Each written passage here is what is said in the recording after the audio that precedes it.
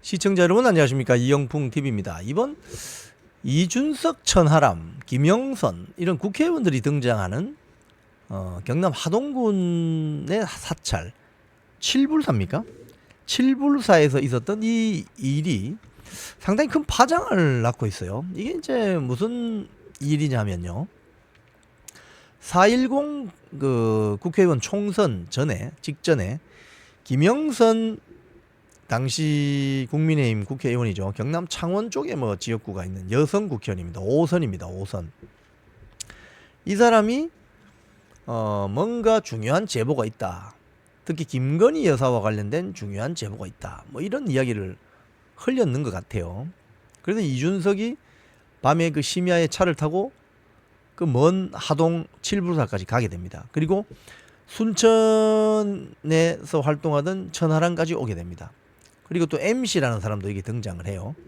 그러면서 텔레그램을 보여달라. 텔레그램을 보여준 것 같아요. 근데 이제 이준석의 말에 따르면 완결성이 없어서 그만두었다 이런 말인데, 그러면 이 김건희 여사가 공천 과정에 개입을 했을 가능성이 크다. 이걸 그러면 폭로 기자회견을 하고 김영선 의원에게 그 개혁신당이 비례 1번 또는 3번, 이 비례 의원은 13579가 여성입니다. 24668 이렇게 나온 건 남성이고요. 그러니까 1번 비례 1번이나 비례 3번을 준다. 이런 딜을 했다. 근데 여기에 이제 처음에 이게 이제 뉴스토마토라는 좌파 매체인 것 같은데, 거기 터진 이유는 김건희 여사가 공천 과정에 개입했다는 설이 있다. 이것 때문에 터진 거거든요. 그럼 지금은 오히려 어떻게 되어 있냐면은 이준석, 천하람 등 개혁신당 수뇌부가 김영선 국회의원과 짜고 김건희 여사를 궁지로 몰아넣으면서 공천 딜을 했다. 지금 이런 식으로 흘러간다는 거예요. 그래서 지금 뉴데일리 보도 같은 걸 보면 이렇게 제목을 뽑고 있습니다. 이준석 이례적 칠불사행, 파장이 커지면 개혁신당 공천 파동으로 번질 수도 있다. 김건희 개입 의혹이 아닌 개혁신당 공천 스캔들이 될 수 있다. 이 폭로 대가로 이준석이 김영선에게 비례대표를 주는 공천 거래 시도한 거 아니냐, 이런 의혹이 있다. 이준석은 총선 직전인 3월 1일 날 경남 하동까지 가서 칠불사에 왜 갔나?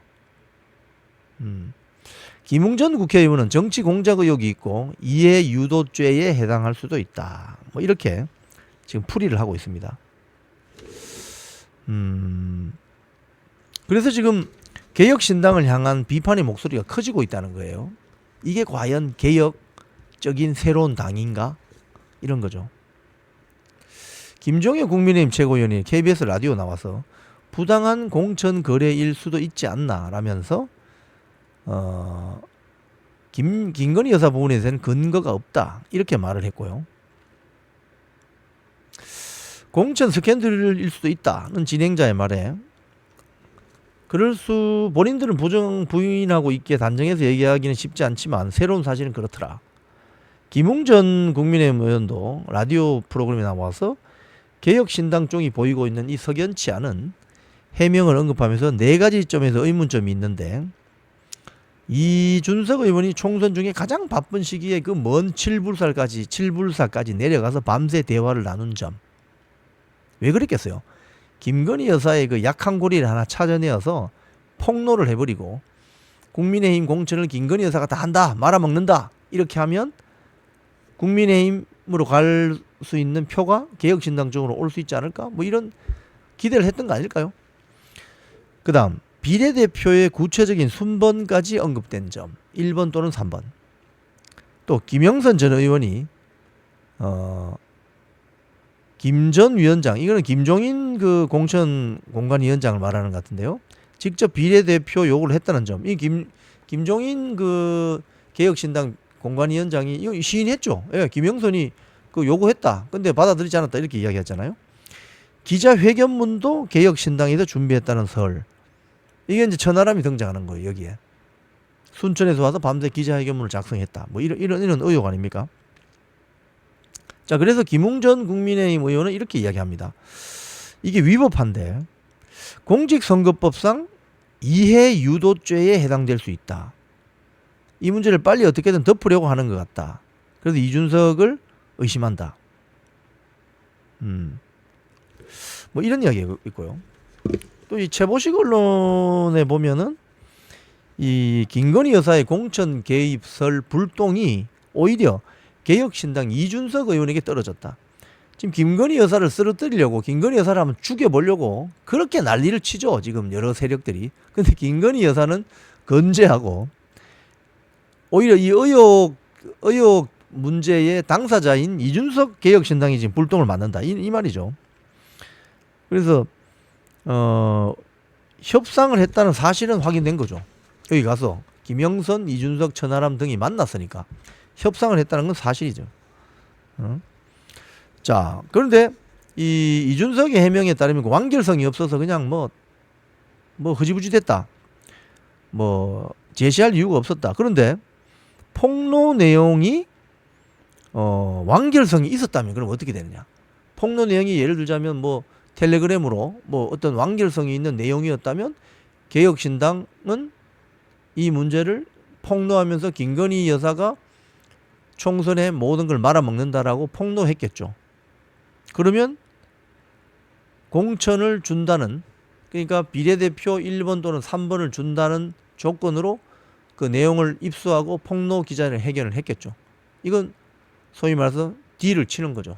그렇게 됐을 수도 있다. 자, 여기에서 우리가 이제 조금 문제를 삼을 수 있는 점은 이준석 의원과 천하람 의원 같은 경우는 비교적 생물학적 나이가 50이 되지 않은 젊은 정치인으로 분류가 됩니다. 그런데 이 젊은 정치인들이 지금 현실 정치판에서 보여주는 행태는 이 칠불사 사건으로 봤을 때 굉장히 실망스럽다, 이렇게 말할 수 있죠.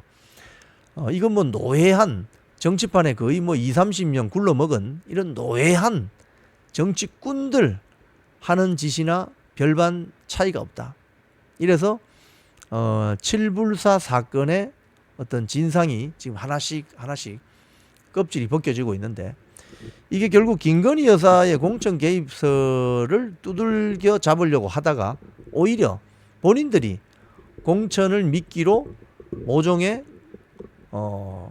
딜을 하려고 했다. 이런 식으로 오히려 부메랑을 맞게 되는 그런 상황이거든요. 이런 측면에서 보면 대한민국 정치의 미래가 정말 암울하다. 젊은 정치인들이 정말 신선하고 순수하고 정직하게 정치를 해야, 그래야 뭔가 좀 변할 텐데, 이 원내에 진입한 젊은 정치인들의 모습이 이게 기존에 정말 정치판에서 20, 30년 굴러먹은 다를 대로 다른 노예한 기성 정치인과 다를 바가 뭐냐, 이런 측면에서 봤을 때 굉장히 실망스럽다. 한국 정치의 미래가 암울하다. 이번 칠불사 사건이 그걸 반증하고 있습니다. 지금까지 이영풍TV였습니다.